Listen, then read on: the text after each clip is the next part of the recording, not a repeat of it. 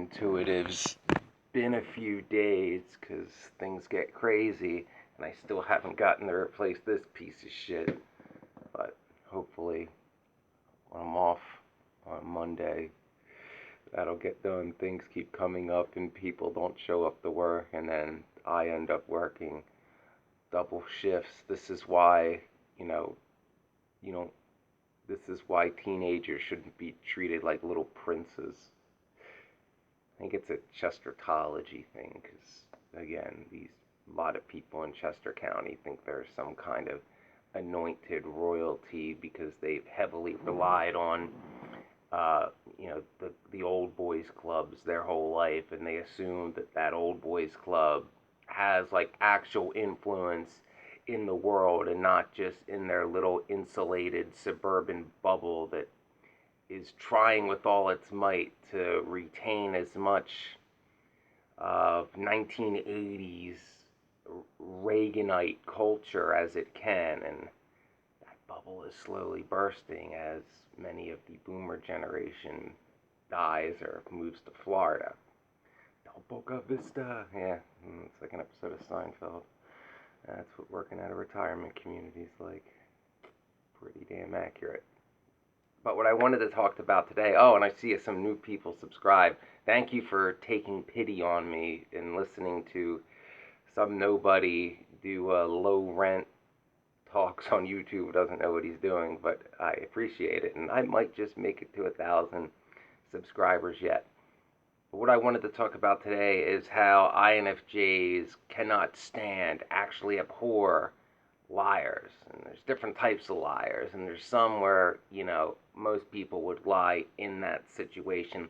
And then there's the other type that are just straight up the worst. So we're going to get into that today. So as INFJs, honesty and integrity, big parts of who we are. We're not big on lying. I mean, I'm not counting like white lies because they don't really hurt anybody. We're talking like lies. It's a spectrum.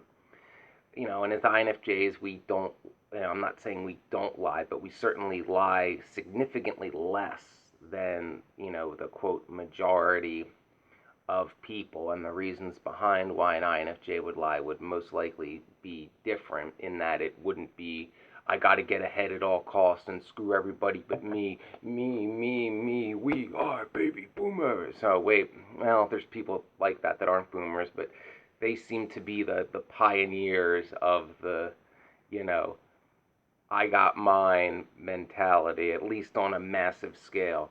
But we can't stand liars, and we're not big on lying as INFJs because we're bad at it.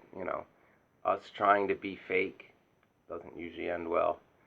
We can't sustain it very long. INFJs are not natural actors at all. So if we try to pretend to be someone we're not, it doesn't go well, or it's not even passable. So different types of liars. Now, as I said, there's, little white lies like, telling somebody you like a jacket that's hideous but they love it. That who cares? That's not taking anything from anybody. That's not manipulating or exploiting anyone. Nobody's being taken advantage of or cheated because of that lie. Because at the end of the day, if somebody wants to wear a hideous jacket, who cares if other people like it or not? They're not the ones who have to wear it. Stop caring about conformity. Let that stupid high school culture go.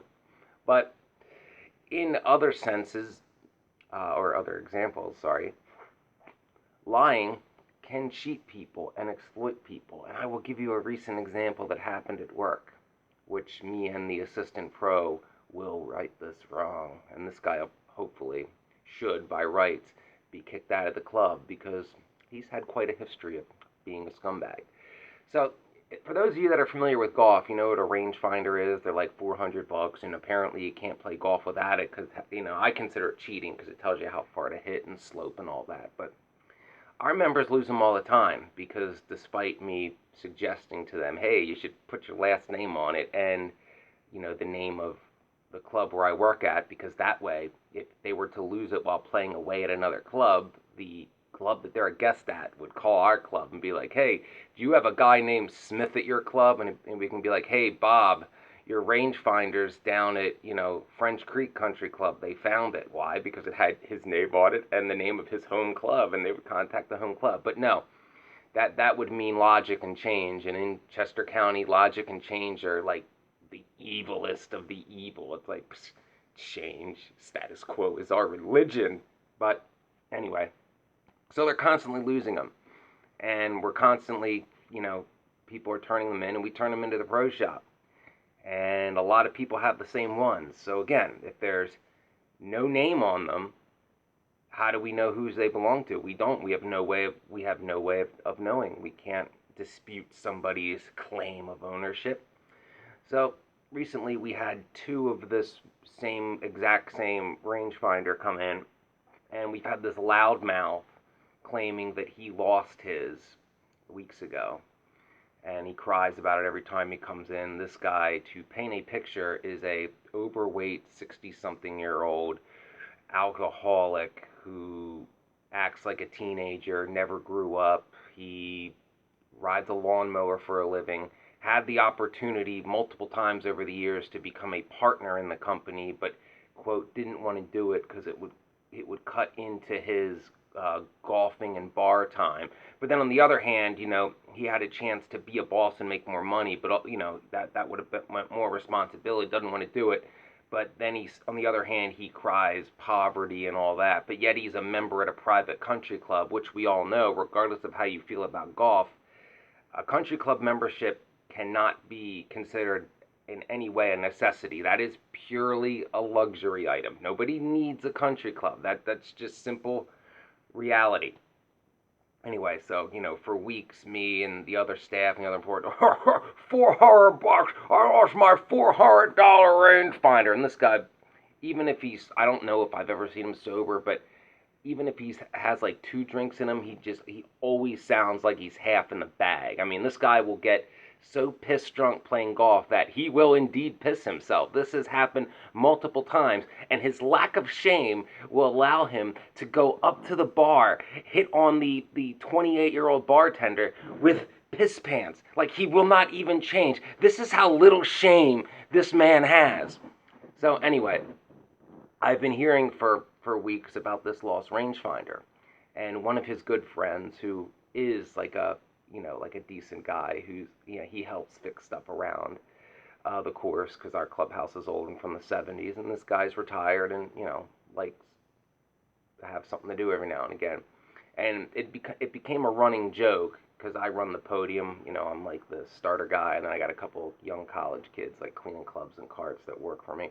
But this friend of the scumbag, was joking with me. He was like, all right, because we all imitate this guy's voice. Like, he is like the joke of the club, and the biggest loudmouth. He's the club loudmouth and drunk.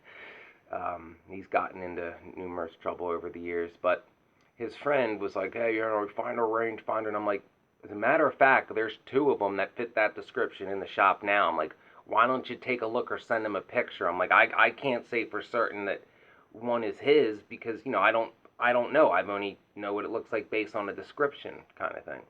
So the friend looks and he's like, yeah, and there was something we both couldn't remember. Like, we remember the scumbag saying, like, there's something distinguishing about his rangefinder, like something, a little different. And on the one of the 2 that we found, there was a broken button, and the friend was like, I think that may have been it. Like, and he's doing this in good faith. He's like, I think, his had a broken button, and what would be the odds that, 2 people would be looking for one of the exact same one with the same button broken. So he told Scumbag. Now, we didn't realize, this gets better. Just stay with me. I know I'm long-winded. Scumbag comes in and claims it, but being an idiot and a drunk, he's like, well, I'm like, yeah, and I was acting in, like good faith, like, because based on the friend's, essentially testimony, I'm like, yeah, Mr. Scumbag, I think, that one actually may be yours, because doesn't yours have a broken button? Oh, no, ain't no broken button on this, but this mine, this isn't. He was essentially stealing it from this other guy that the assistant pro was fairly certain it actually belonged to her. He's like, he shit out of luck, Hey, mine don't have a broken button, but this is mine. It's like, but that one has a broken button. That's why we thought it was yours. There was something about his that we knew distinguished it. And then it hit as I was driving home like an hour later after this happened. Well, actually, I make another point first. So he's like, Mr. Good Guy's out of luck. I'm putting my name on this one, too. And that's when it hit. He said, two. And then I remembered when he was crying a couple times about his lost rangefinder, he mentioned that his name was on it.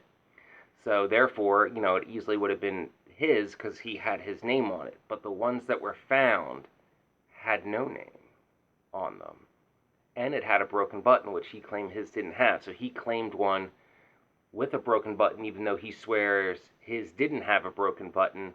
And he previously stated to multiple people that his already had his name on it, and these had no name. I know this sounds like a rant on Seinfeld, but back to my lying point. Yeah, I know.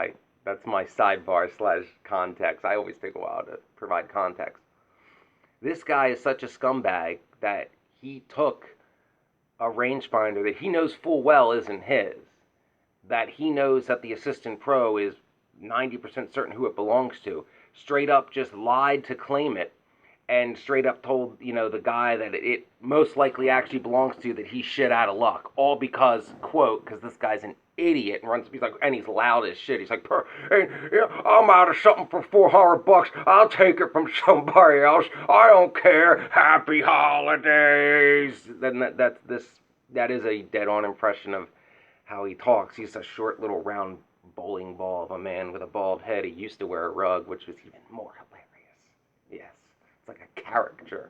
But, yeah, and I'm thinking, how can somebody be that much of a scumbag for something as petty as a few $100s? And, I confronted one of his other close friends about it, who's about had enough of Mr. Scumbag, and we'll call this friend Mr. Spook, because he is indeed ex-CIA, legit. There's paperwork, and I've met his kids, and their members there, too. This guy was a legit spook. And he was going on and on about what a scumbag Mr. Scumbag is, and basically, he'd pimp out his own daughter for $50. He only gives a shit about himself. He'll lie, cheat, and steal.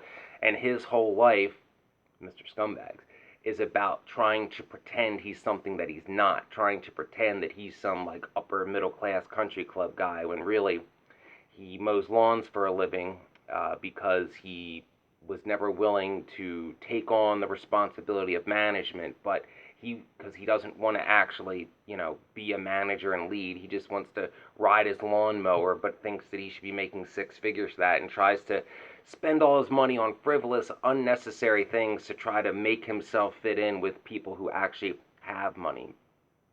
So, the point is with lying, that to me is abhorrent. How somebody could be that much of a scumbag to be like, I know this isn't mine, but I'm going to take it anyway because mine's missing, and fuck everybody else. Me, happy holidays. Yeah.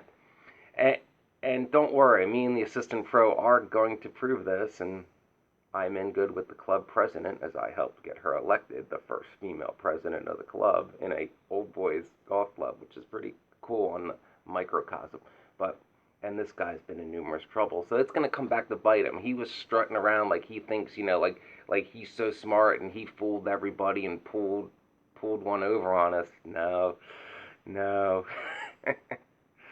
And there's another INFJ point there. An INFJ will always call out a liar. If a liar thinks they get one over on us or someone we care about, eventually the liar will be exposed for who they are, and then the game's over.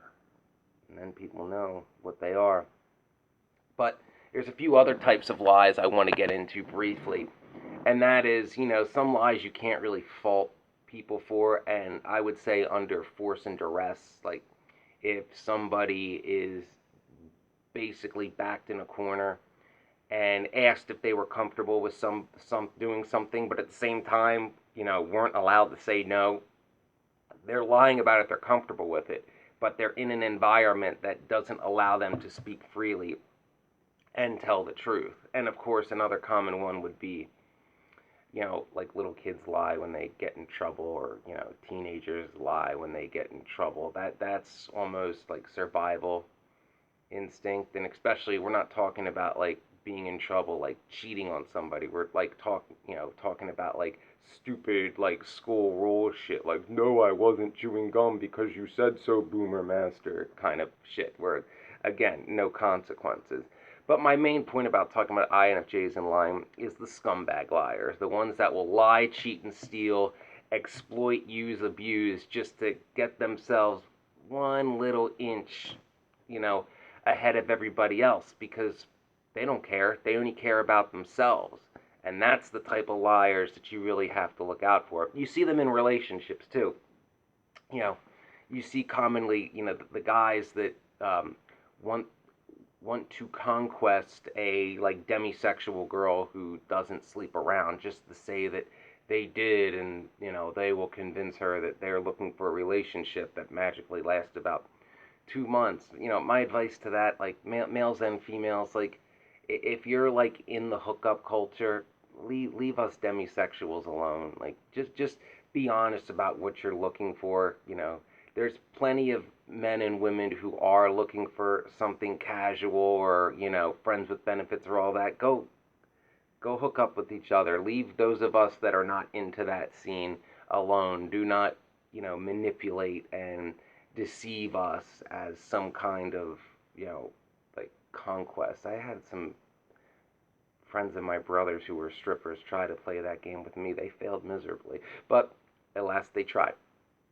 So, back to my main point on, liars. The ones you have to look out for are the ones that lie to steal, cheat, exploit, abuse, use, that will essentially do anything and sell out anyone to get just the littlest bit ahead. You know the type, like the type that would sell out their best friend if it would make them $50, kind of thing. Those are the ones that, as INFJs, we cannot stand. Our intuition sees right through them. And like I said, as INFJs, there will always come a day when a liar like that crosses us, that we will completely expose them for who they are. And deep down, they know who they are, just like narcissists.